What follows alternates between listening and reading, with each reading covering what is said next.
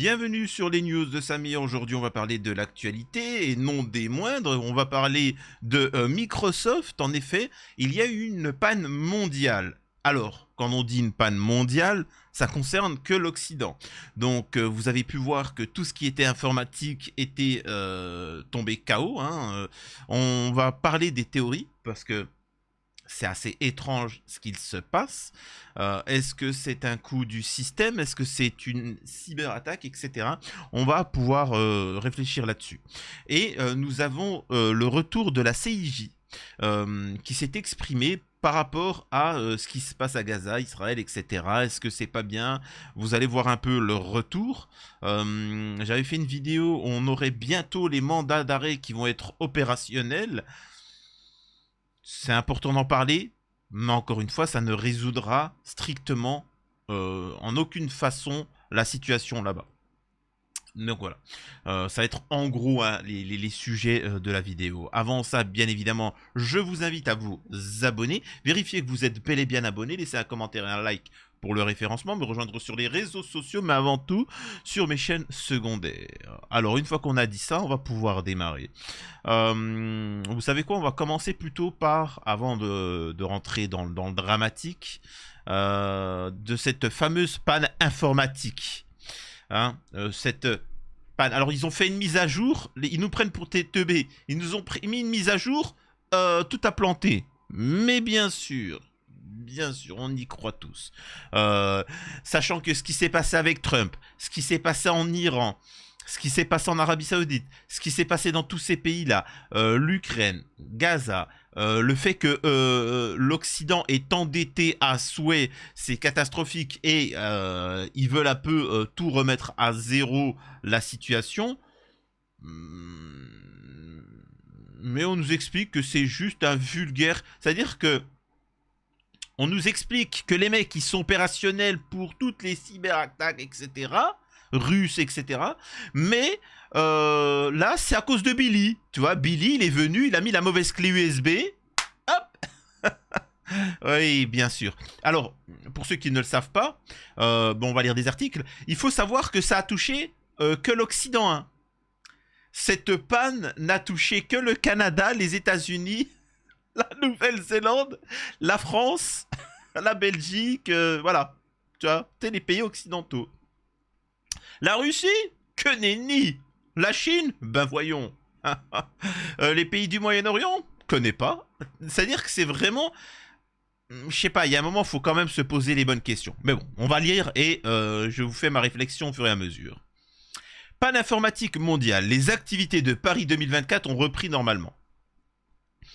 De nombreuses organisations partout dans le monde font face à des difficultés techniques. Microsoft a communiqué sur une panne massive et dit prendre des mesures d'atténuation de son côté.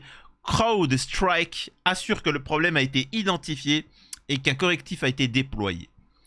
Alors attendez, c'est pas l'article que je voulais vous montrer. Voilà un article beaucoup plus cohérent.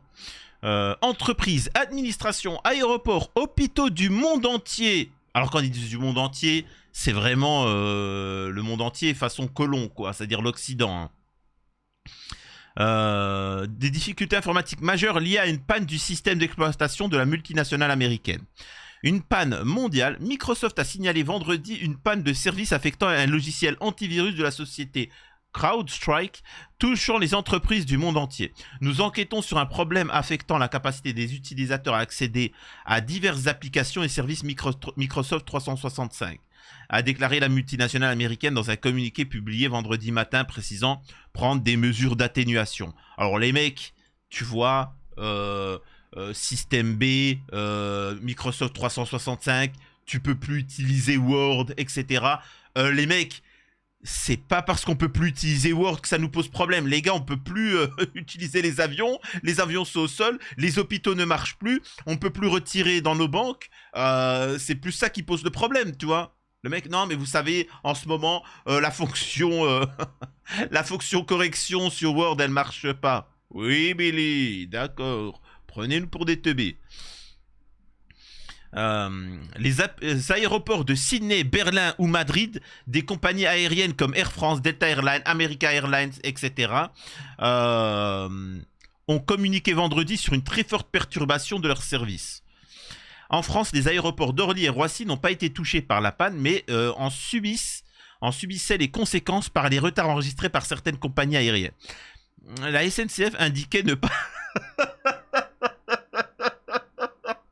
Excusez-moi, ça me fait rire.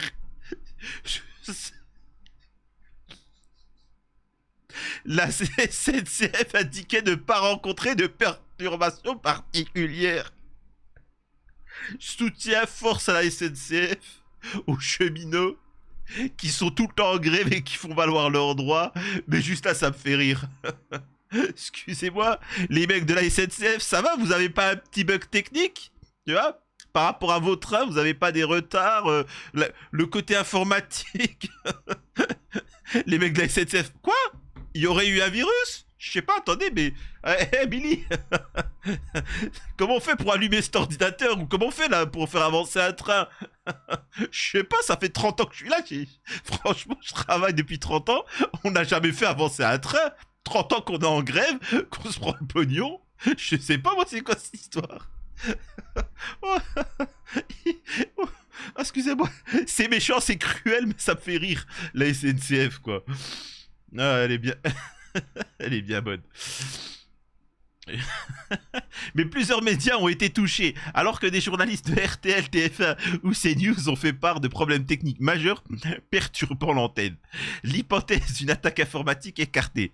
La bourse de Paris a ouvert en léger recul à 0,68% vendredi matin, alors que les investisseurs semblaient craindre les conséquences économiques de la panne. La bourse de Londres était quant à elle affectée par un problème technique visant sa plateforme de diffusion d'informations au marché. L'affichage de la variation du FTSE sans son indice principal a été retardé à l'ouverture. Aux États-Unis, le 911, numéro d'appel d'urgence, était inaccessible. Donc ils sont en train de nous dire que, excusez-moi la SNCF, ça me fait rire, qu'il y a un mec, il s'est trompé de clé USB, il a mis ses films de boules à la place du code source, tu vois. Et il nous explique, oh c'est juste une petite panne. Voilà, donc en résumé, les hôpitaux ne marchent plus, la banque, les supermarchés, les transferts d'argent. Moi derrière, j'ai plusieurs réflexions à vous faire plus tard, hein, qui peuvent partir dans des théories, mais pour l'instant là, je vais rester dans le concret. C'est quand même fou qu'un mec qui se trompe de clé USB, ça crée autant de dégâts. Ça laisse songeur, tu vois. Et on nous dit qu'ils sont prêts face à des cyberattaques. Ben, je sais pas, je trouve ça un peu bizarre. Tu vois. La SNCF. C'est-à-dire, tu peux même plus appeler le numéro d'urgence. Les banques ne marchent plus, etc. Ça empêchait notamment d'effectuer des transferts d'argent. Les grands supermarchés comme Woolworths étaient aussi concernés, certaines caisses en libre service étant hors service. Aux Pays-Bas, plusieurs hôpitaux ont été touchés par la panne, entraînant la fermeture d'un service d'urgence et le report d'opérations. L'hypothèse d'une attaque informatique étant écartée à ce stade. Aucun élément en l'état ne laisse penser à une cyberattaque, selon l'Agence française de sécurité informatique ANSSI. Voilà. Une conclusion partagée par le gouvernement britannique ou l'agence de sécurité suisse. Alors, il y a un proverbe, il y a une règle vraiment qu'il faut retenir. Quand on vous dit de vous inquiéter, sachez qu'il ne faut pas s'inquiéter. Quand on vous dit qu'il y a un virus, vous êtes dans la demeure si vous ne vous faites pas injecter, n'ayez crainte. N'ayez crainte, etc. Il n'y a pas de souci. Voilà, quand ils vous disent que c'est dangereux, faut se confiner, il y a ci, cela, ça, pas de danger. Quand ils essayent de vous faire peur, c'est qu'il n'y a rien à craindre. C'est comme un produit. Quand quelqu'un il essaye de vous le vendre de manière abusive, c'est qu'il est problématique. En fait, il se vend tout seul s'il est de qualité. Par contre, quand on vous dit, hé les gars, il n'y a rien à craindre, vous inquiétez pas. Croyez-moi, là, c'est le moment où il faut claquer les noisettes, tu vois. Là, c'est le moment où il faut paniquer.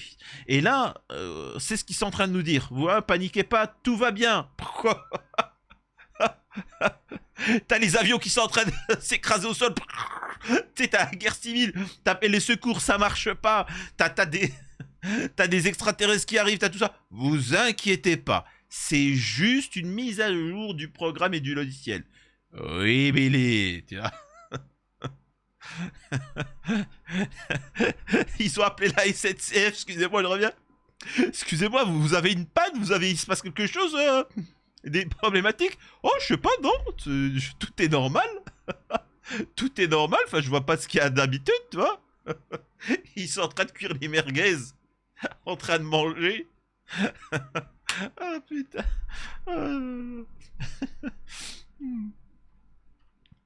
Une panne serait liée à une mise à jour défectueuse de l'antivirus CrowdStrike, un logiciel intégré au système Microsoft. Fondée en 2011, l'entreprise basée à Austin, au Texas, est spécialisée dans la lutte contre les attaques informatiques, la sécurisation des sauvegardes de données dans le cloud. Vendredi matin, la société avait annoncé avoir corrigé son programme, mais les conséquences de la panne étant toujours présentes chez ses utilisateurs. Voici la démarche à suivre pour relancer votre ordinateur. Ils se foutent de notre gueule. Le truc, c'est le chaos mondial. Ils sont en train de nous dire, non mais en fait, il faut juste enlever... En fait, faut aller dans l'hôpital. Tu vois la prise de l'hôpital, tu t'enlèves la prise et tu remets. Ah. L'avion, c'était l'avion, il bug, tout ça. Non, mais t'enlèves la prise, tu remets. Voilà. Ou tu tapes les recommandations de Microsoft. Non, en fait, tu mets un bon petit coup de pied sur la machine. T'inquiète pas, ça va redémarrer. Non, mais attendez, il se fout de notre gueule. Alors, ce qu'il faut savoir, c'est que ce que je trouve étrange, c'est que auparavant. Le Yémen, ça peut être le Yémen, l'Iran, etc. Vous avez vu ce qui s'est passé récemment avec Trump, au Yémen, en Iran, en Russie. C'est assez louche, hein. Les gars, ça rigole pas. Je sais que pour beaucoup d'entre vous, c'est la fête, c'est la joie, ça rigole, etc. Mais on y arrive, hein. On arrive à une période sombre de l'histoire. Et je trouve ça quand même étrange que ça soit que les pays occidentaux qui soient touchés. Alors certains vont me dire, ouais, mais peut-être qu'il y a que eux qui ont Microsoft, etc. Moi, je sais pas, je crois pas vraiment. Hein. Je crois pas vraiment. Voilà. Alors soit c'est ça, soit c'est une préparation du système profond. Je rappelle encore une fois que l'Occident est un empire qui est endetté comme jamais, qui n'a plus les moyens de vivre comme ce qu'il en était auparavant, et il tient sa survie que par le vilipendage des autres, et voilà. Et le refus d'abdiquer. Je rappelle aussi que toutes ces dettes sont dues au fait qu'ils se sont prosternés devant un maître tout-puissant, parce que normalement ils ne sont pas aussi endettés. Appelez ça comme vous voulez, BlackRock, machin, etc. Et donc, comment faire quand tu as tout plein de dettes, quand tout va mal, quand tu as tout détruit le pays, et que si les gens prennent le pouvoir, ils se rendront compte que en France, des milliers de milliards d'euros sont partis. Et dans tous les pays, à un certain endroit, tu vois, je sais pas, un endroit, tu vois, bah peut-être que vous souhaiteriez vous unir pour lutter contre ça. Je dis ça, voilà. Et donc, l'un des meilleurs moyens, il y a ce qu'on appelle le vilipendage de masse, hein, la guerre. Voilà, on envoie tout le monde aller donner sa vie comme des teubés en Ukraine ou peu importe. Et on leur fera des films, c'est comme la Première Guerre mondiale, la Deuxième Guerre mondiale, etc. Tu vois dans les films, c'est des héros. Allez mec, Johnny, yeah, man, on y va, tout ça, machin. Alors que la réalité, pour ceux qui connaissent ce que c'est réellement la guerre, c'est horrible, c'est ignoble. T'as vite fait de... C'est-à-dire que d'ailleurs, il faut savoir que la guerre... Hein, la majeure partie de ceux qui nous quittent, c'est généralement... La moyenne d'âge, c'est 20 ans. Voilà, c'est les mecs de 20 ans. Alors qu'ils ont de la testostérone, ils ont envie de bouger, ils ont envie de se dépenser, ils sont teubés, etc. Passé 30 ans, tu comprends tout de suite qu'on te la met et t'as pas que ça à foutre. Hein. C'est-à-dire que quand on te dit que l'allemand, que le palestinien, que l'allemand, que le russe, que le chinois, ils sont mauvais, tu vas dire, écoute, comme avait dit Mohamed Ali en son temps quand il voulait l'envoyer vilipender les Viet Cong, il avait dit c'est pas eux qui me manquent de respect, c'est pas eux qui me traitent de bip, c'est pas eux qui me scie, tu vois, ils m'ont jamais fait de mal. Donc moi, les Russes, ils m'ont jamais fait de mal, bien au contraire, les Chinois non plus, les Palestiniens encore moins. Par contre, le système profond français, oui. Par contre, à certains pays dont on ne peut prononcer le nom, ça oui, tu vois. Et étrangement, là, ça pose problème. Donc, est-ce que c'est un moyen de tous faire sauter le système pour que, allez, voilà, on prend, en fait, tout votre argent parce que, et c'est là où vous allez comprendre mes conseils. Mes conseils que je vous ai donnés, donc certains d'ailleurs les M de France ont appelé à me block out parce que j'ai dit ça, mais toi Billy qui a 200 000 euros sur ton compte, toi Billy qui a 400 000 euros sur ton compte, et toi Billy qui a juste 25 euros sur ton compte, le moment où ils vont faire, vous aurez tous 0 euros sur votre compte. Et là, bon, toi qui avais 25 euros, tu t'en balèques. Mais le mec a 400 000 euros, mec a 200 000 euros, ça va lui foutre là, tu vois, il l'aura là. Par contre, celui qui a du concret, du solide, une maison, un terrain, ça c'est du concret. C'est-à-dire que le programme informatique, il ne peut pas te dire ça disparaît. Ta terre, ça restera toujours ta terre. La pierre, ça reste de la pierre. Et il faut savoir que de tout temps, l'étalon, ce qui sert de réellement de monnaie, le truc concret, c'est l'or. Et quand l'or, ça c'est du concret, l'or existera toujours sur Terre, elle est toujours présente, c'est une matière limitée. Et donc voilà. Et vous pouvez voir que le kilo d'or, il fut un temps, hein, il était à 30 000 le kilo. Là, il est à 70 000 euros. Hein. Il est à 70 000 euros. Alors, ça sert à rien d'acheter de l'or maintenant, c'est trop tard. Mais imaginez-vous quelqu'un qui aurait acheté 30 000 euros d'or il y a quelques années. Là, ça vaudrait 70 000 euros. Il aurait fait, il aurait gagné 40 000 balles de plus-value. Mais on s'en fiche de la plus-value. C'est pour vous dire qu'en fait, tout le monde n'a plus confiance en ce système. C'est-à-dire que ceux qui connaissent, hein, les traders, les hommes puissants, ils comprennent que tout est en train de s'effondrer et ils investissent dans le concret. Donc, si vous avez des investissements à faire, à acheter des terrains, des maisons, faire des choses comme ça, n'hésitez pas. Vous savez, dans les pays qui ont connu, comme en Argentine, comme en Algérie, parce que l'Algérie s'est opposée à Israël, enfin, ne le reconnaît pas, tu vois. Et donc, c'est pour ça que l'Occident leur met de pression. Vous savez, vous avez souvent vu des femmes, etc., acheter de l'or, de beaucoup d'or, etc. Ben, en fait, c'est du concret. C'est mieux que la banque. Le problème, c'est qu'il faut le sécuriser. Mais ça s'envole pas. Ça s'envole pas. Hein. C'est pas juste une série de chiffres. Donc voilà. Alors, excusez-moi pour cette longue aparté. Maintenant, on va pouvoir regarder un petit peu sur la Cour pénale internationale ou la Cour internationale de justice qui s'est exprimée. Alors,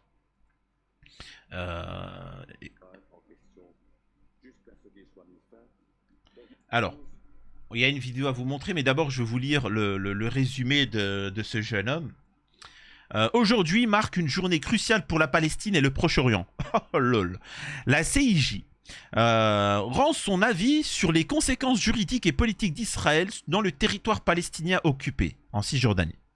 Je résume les principaux enseignements à retenir. Attendez, hop, je vais mettre ça là. Avant de commencer, un constat accablant. Depuis des décennies, les droits fondamentaux des Palestiniens sont bafoués en toute impunité. Les vilipendages continuent à Gaza dans l'indifférence totale. Les ordonnances de la CIJ sont ignorées. Ça vous écœure? Moi aussi. Donc voilà. Hier, comme nouvelle provocation, je voulais en faire une vidéo d'ailleurs, la Knesset a voté massivement contre la création d'un État palestinien, considérant que cela constituerait un danger existentiel pour Israël. Il faut savoir que moi, j'ai été block-out par les M de France parce que j'avais expliqué, parce qu'en fait, jusqu'alors, Israël a toujours dit oui, peut-être, 2 États, un État, peut-être, oui, non, mais à voir, je sais pas, tu vois, chaud ou froid, voilà. Et moi, j'avais expliqué que jamais il y aura, jamais Israël n'acceptera un État palestinien.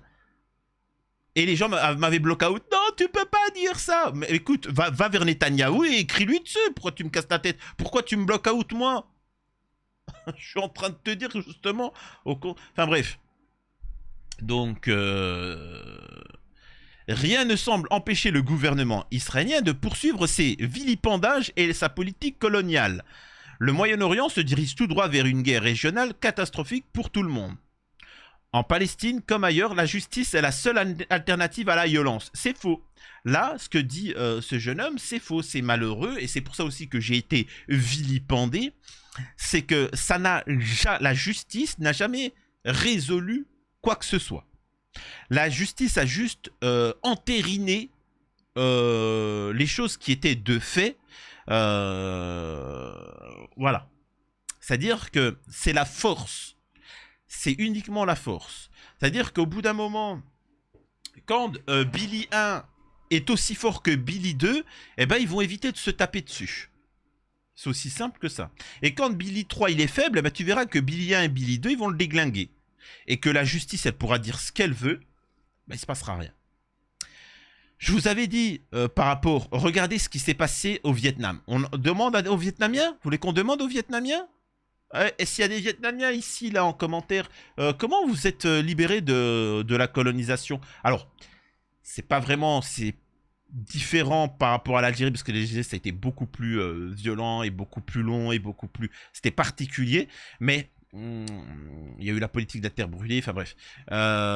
Vous avez fait comment? Parce qu'ils ont demandé à l'ONU. Ils ont fait tout ça, ils ont fait, s'il vous plaît. Ils ont dit, ah ouais, d'accord, pas bien les Français. Ou à voir, faudra qu'on réfléchisse. D'abord, il faut juste que j'aille me taper un Knoppers, tu vois, les petits gâteaux là, au Lidl. Je vais me taper un bon petit Knoppers et après on verra, on réfléchira pour vous. Et les Vietnamiens, ils se sont tapés. Ils se sont tapés à la dure. Et au bout d'un moment, c'était contre-productif. Les Français, ils se sont cassés. Ils se sont fait déglinguer et ils sont partis. En Algérie, pareil. Pareil, ils ont joué les malins, ça s'est tapé. Et je vais vous donner une anecdote. C'est que la France, je ne vais pas trop développer une théorie, parce qu'après ce serait trop long, mais il faut faire en sorte, quand tu es la force inférieure, c'est de nuire tellement à l'adversaire, même s'il est plus fort que toi, qu'au bout d'un moment, il se dit, c'est peine perdue, j'arrête. C'est-à-dire, c'est contre-productif. Demain, tu as en toi un cancer. Un cancer, c'est un groupe de... À la base, c'est une cellule. Il faut savoir que vous en avez des millions de cancers. Chaque jour, toi qui m'écoutes, tu as des millions de cancers qui apparaissent dans ton corps.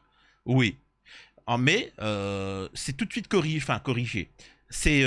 En fait, c'est des cellules qui doivent mourir, la sénescence programmée, elles doivent mourir, donc il n'y a pas de souci, elles obéissent, chacun a son rôle. Quand il y en a une seule qui ne respecte pas les règles, qui décide d'aller ailleurs que son endroit, de laisser sa vie quand il doit mourir, quand il décide d'aller coloniser le territoire d'un autre organe, etc., c'est là, et que tout le système mondial, ton corps, ne la détruit pas, et ben c'est ça un cancer. Et elle se multiplie. Elle se multiplie. Bref.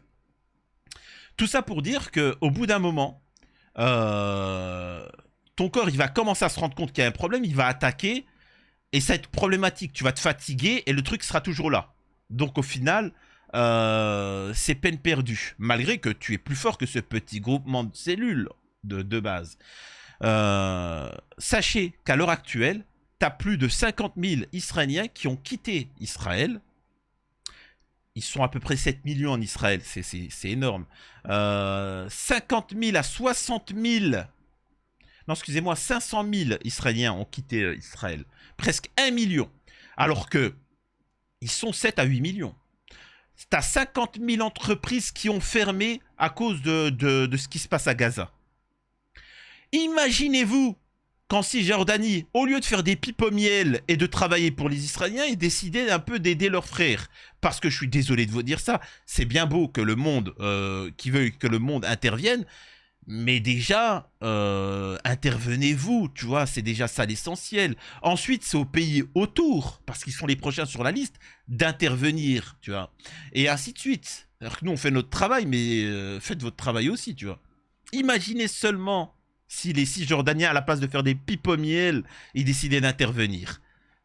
Croyez-moi, là, vous pourriez penser à la fin d'Israël. Bref. Et là, vous avez une solution. C'est-à-dire que c'est pas avec la justice. La justice va juste entériner. La justice va entériner. Par exemple, c'est comme avec les États-Unis. Les États-Unis et les Indiens d'Amérique. On est d'accord que ça appartient aux Indiens d'Amérique, que c'est une injustice totale. Sans balèque.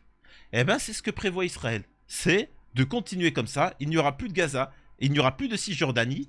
Et dans 100 ans, on se dira, Balek, ça n'existe plus, on n'y pense plus, tu vois. Le problème, ça sera le fait que la Turquie se fasse envahir, l'Arabie, tout ça, mais à ce moment-là, je vous mens pas, je m'en balèque, hein, ça, c'est pas mes histoires.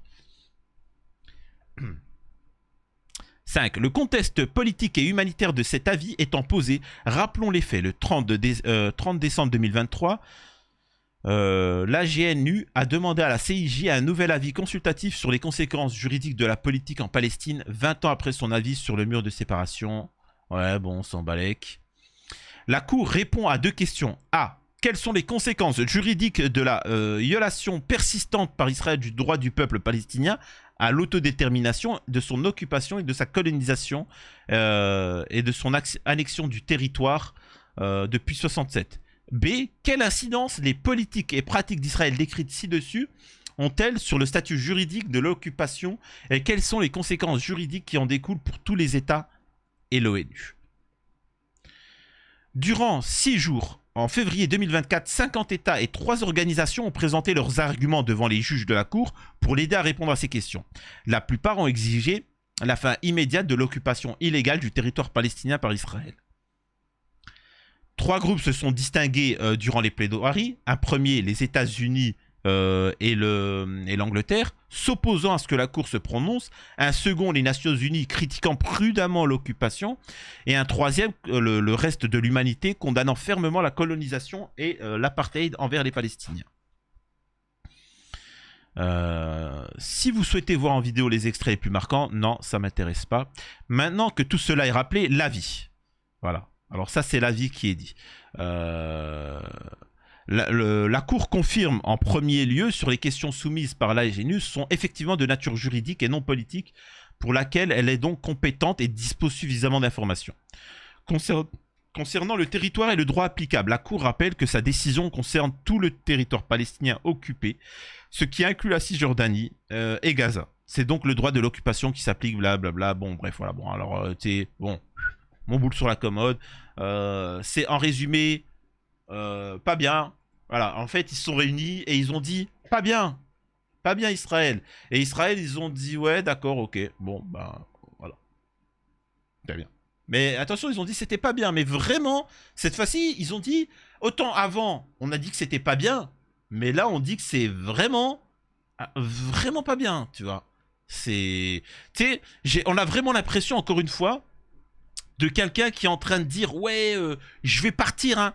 Je vais faire, ou un petit qui dit je vais faire une fugue. Ouais, allez, vas-y. Non mais je vais vraiment te quitter. Tu fais ça, je vais vraiment te quitter. Allez, salut, dégage. Tu vois. Là, je suis désolé de vous dire ça. La CIJ, ils sont en train de faire les minables et pendant ce temps, Israël, ils sont en train de dire ça. Tu te lèves, tu prends tes affaires et tu te casses. On a failli tous crever à cause de toi. Tu veux rester, non? Donc tu prends ton gros cul, ton sac en jute, ton flambeau, tu viens ici, tu te casses. Mais donc on vote pas, quoi. Si, tu veux qu'on vote? Regarde, voilà, Malvé. Ah bah voilà, tiens, moi aussi. D'accord. 1, 2, 3, 4, 5. Unanimité. Allez, c'est vrai. On a failli tous crever à cause Allez, de au revoir, ça. Annick. Au revoir, Annick. Bon, bah les copains. Non, on s'en branle. Mais non, tu veux quoi? Un bisou aussi? Allez, hop, tu te casses. Il est où? Allez. Voilà. L'aventure s'arrête ici et maintenant. Dehors. Casse-toi. Tu prends tes fèves et tes raisins secs et tu rentres à Montélimar. Donc, en résumé, les Arabes, pendant qu'ils étaient en train de manger des loukoums, tu vois, ils étaient en train de manger des loukoums, et les pays arabes étaient en train d'attaquer l'Algérie parce que ils ont une jalousie envers de l'Algérie qui a réussi à dégager une puissance coloniale, parce que eux n'ont jamais connu ça, hein. Ils ont toujours fait les tchouins, et donc il faut savoir que l'Algérie, c'est pas tous les pays qui ont pu faire ça.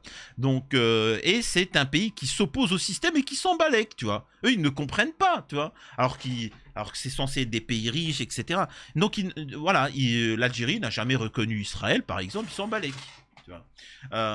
Et de sa simple existence, ça montre qu'en fait, c'est des gros hypocrites. Ouais, mais on n'a pas le choix. Bah, pourquoi les Algériens, ils le font? Ouais, mais tout ça. La Turquie, par exemple, Erdogan. Erdogan, d'ailleurs, il va bientôt dégager Erdogan, vous allez voir. Et quand je dis il va dégager, malheureusement, les Occidentaux, ils espèrent que... Non, mais les gars, si Erdogan doit partir, il sera remplacé par quelqu'un de beaucoup plus patriotique. Alors que comprenez-le bien, hein. C'est-à-dire que t'as les Turcs qui apprécient Erdogan et t'as ceux qui ne l'apprécient pas parce que justement il est pas assez strict. Qu'on se comprenne bien, tu vois. On n'est pas en train de dire qu'on va prendre quelqu'un de plus light. Et moi, je considère que justement, parce que la Turquie fait du business avec Israël, et donc en ce sens-là, il faut la fin d'Erdogan. À moins qu'il ouvre les yeux et qu'il décide d'intervenir. Bref. Tout ça pour vous dire que pendant que certains étaient en train de manger des gâteaux, des loukoums, les Israéliens, ils n'ont pas perdu leur temps. Ils ont fait des alliances, ils ont payé, ils ont acheté tout le monde, ils font chanter tout le monde, ils ont acheté les médias, ils ont acheté les influenceurs, les youtubeurs, ils ont acheté tout le monde.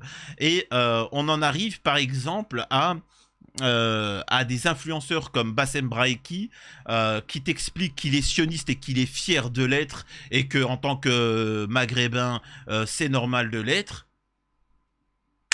et les gens applaudissent. Le mec a craché, alors il prévoit d'aller en Algérie. C'est fou, normalement il est interdit du territoire, etc. Là, s'il y a des Algériens d'Algérie qui m'écoutent, sachez que Bassem, qui a appelé à genoux à déglinguer les femmes et les enfants algériens, qui a dit que c'était tout à fait normal que Le Pen ait torturé les Algériens, c'est tout à fait normal, c'est un bonhomme, tu vois. Et moi, je vous le dis, écoutez-moi bien, on verra si je me trompe. Vous verrez Bassem aller en Algérie, parce que les Algériens, en ce moment... Bah, ils le connaissent pas, mais moi je parle des Algériens de France. C'est pipe au miel, tu vois. Vous allez voir quand il va aller devant le monument aux morts et qu'il va venir, il va baisser sa plaquette et il va pisser dessus. Et vous allez voir les Algériens de France, qu'est-ce qu'ils vont dire? Ouais, mais tu sais, mon frère. Ah, incroyable. Bande de minables. Donc, vous avez tous ces influenceurs dissidents, hein, vous vous rappelez, hein, dont les M de France considèrent ça comme des prophètes, comme par exemple Idriss Aberkan, qui n'est pas musulman, hein, d'ailleurs qu'il a insulté l'islam, qui avait expliqué que les Palestiniens devaient quitter la Palestine et qu'on leur donnerait un petit territoire et qu'on leur donnerait plein d'argent et ils seront contents.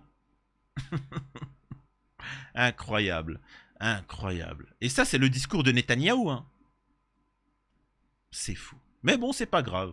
Je répète, la résolution de ce qui se passera à Gaza, ça se passera à Gaza. C'est les Palestiniens qui arriveront à se libérer, ou il faut une intervention militaire de l'OTAN, etc., des Nations Unies, pour régler la situation. Ou pas, ou non, et c'est Israël qui gagne, et voilà. C'est aussi simple que ça. Faut le comprendre, hein. Tout le reste... c'est pour faciliter, aider ou bloquer l'armement. Vous voyez ce que je veux dire? Mais le concret, ça reste sur le terrain. Hein. Peut-être tu peux faire ce que tu veux, mais... En tout cas, voilà. En tout cas, c'est mon avis. J'espère que ça vous a plu. Dites-moi ce que vous en pensez concernant cette panne. Et on se retrouve une prochaine fois. C'était les news de Samir. La SNCF.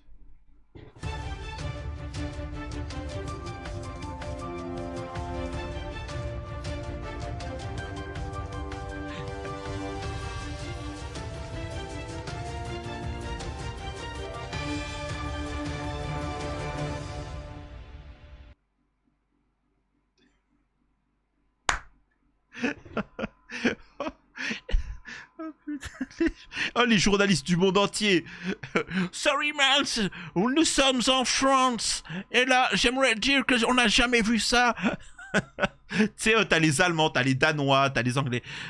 Nous sommes les gares ferroviaires gérées par la SNCF. Tout est fermé. Aucun train ne circule. C'est du jamais vu. Comment on appelle ça? Cette panne informatique a fait que tous les trains en France sont bloqués. Et puis t'as un Français à côté. Non, non, là c'est tout. Non, non, genre c'est normal là. Bah comment ça c'est normal? Il y a aucun train qui circule. Tu te fous de moi? Non, ça c'est la SNCF. Faut pas comprendre. C'est comme ça. C'est là, là on entend normal, tu vois. Incroyable.